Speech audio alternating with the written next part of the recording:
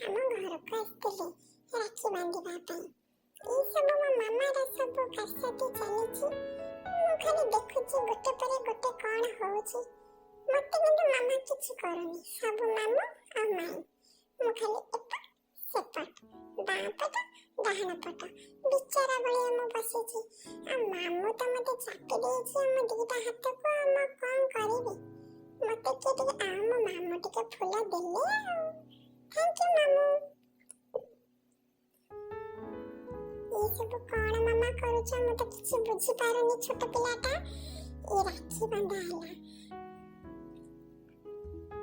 ମାମୁଁ ଭାରି ଖୁସି ରାକ୍ଷୀ ବାନ୍ଧିକି।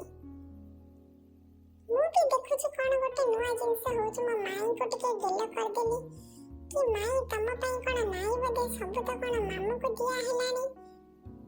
ଦେଖାଯାଉ କଣ ହଉଛି। ମାମା ତ କଣ ଟିକେରେ ଖାଲି ଫଟୋରେ ବ୍ୟସ୍ତ। ଆଉ ଗୋଟେ ରାକ୍ଷୀ ବାନ୍ଧିଲେଣି। ଓ ଲିପି ମାଉସୀ ପାଇଁ ରାକ୍ଷୀ ବନ୍ଧା ହଉଛି। ସେ ଟିକେ ବିଜି ନା, ସେଥିପାଇଁ ଆସିପାରିଲେନି। ସେଥିପାଇଁ ମାମା ତାଙ୍କ ନାଁରେ ବି ରାକ୍ଷୀ ବାନ୍ଧିଦେଲେ। ଆଉ ମୋ ମାଇଁ ପାଇଁ ମୋ ମନ ଭାରି ଦୁଃଖ।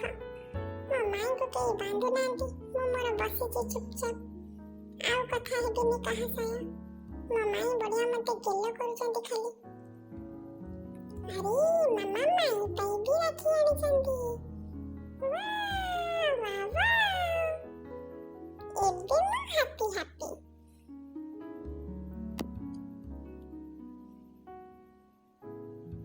ୱାଓ ମାଇଁ ପାଇଁ ରାକ୍ଷୀ ଆଣିଛନ୍ତି। ମତେ ଟିକେ ଛାଡ, ମୁଁ ଟିକେ ଘାଣ୍ଟା ଘାଣ୍ଟି କରିଦିଏ ସେ ପ୍ଲେଟଟାକୁ। ପ୍ଲେଟଟା କେତେ ସୁନ୍ଦରିଆ ହେଇଛି। ମାମା ସବୁ କଣ ଖାଲି ତମ ଭାଇ ପାଇଁ? ମୋ ପାଇଁ ଗୋଟେ ହେଲେ ମିଠା ନାହିଁ? ମୁଁ ସମସ୍ତଙ୍କୁ କେମିତି ଅନେଇଛି ବିଚାରା ଭଳିଆ। ମାଇଁ ମତେ କିନ୍ତୁ ଦିଅ ବା। ମାଇଁ ଟିକେ ଦେଇଦେଲେ ଆଉ। Thank you. ଏଇଠି ଆମର ରାକ୍ଷୀ ପୂର୍ଣ୍ଣିମା ବନ୍ଦାଣ ମମ୍ମି କରିଦେଲେ। ଦିଅ ଦିଅ ମୁଣ୍ଡିଆ ମାର, ପଇସା ଦିଅ। ଆମର ଏବେ ଇନକମ୍ ଅଛି ମୋ ମାମାର। ମୁଁ ଏପଟେ ମାଇଁ ସହିତ ଗେଲ ହଉଛି, ଏପଟେ ମାମୁଁର ଭାରି ଚିନ୍ତା। ତା ପକେଟ ଏପଟେ ଖାଲି ହେଇଗଲାଣି, ଖାଲି ଗଣି ଚାଲିଛି। କଣ ଅଧା ପକେଟରେ ରଖିଦେଲେ ମାମୁଁ। ନା ମୋ ମାମା ବି ଛାଡିଆ ଲୋକ ନୁହେଁ, ଲଗେଇଛି। କାଢ କାଢ କାଢ ଆଉ କାଢ। ମୋ ମାଇଁ କାଢିକି ଦେଇଦେଲେ ପକେଟରୁ। ମାମା ଖୁସି, ମାମୁଁ ମାଇଁ ବି ଖୁସି।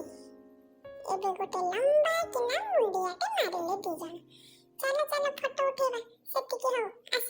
ଇରେ ମୁଁ ତଳେ ଅଛି ରେ, ସମସ୍ତେ ଟିକେ ଦେଖୁଥିବ। ମୁଁ ଛୋଟ ପିଲାଟା ତ ଜଣା ପଡୁନି। ଏଇଠି ଆମେ ରାକ୍ଷୀ ପୂର୍ଣ୍ଣିମା ଏମିତି ଆମେ ଏନ୍ଜୟ କଲୁ। ଫଟୋ ଉଠେଇଲୁ, ମିଠା ଖାଇଲୁ। ଆପଣମାନେ ମୋ ଭିଡିଓକୁ ଲାଇକ୍, କମେଣ୍ଟ ଆଉ ସବସ୍କ୍ରାଇବ କରନ୍ତୁ।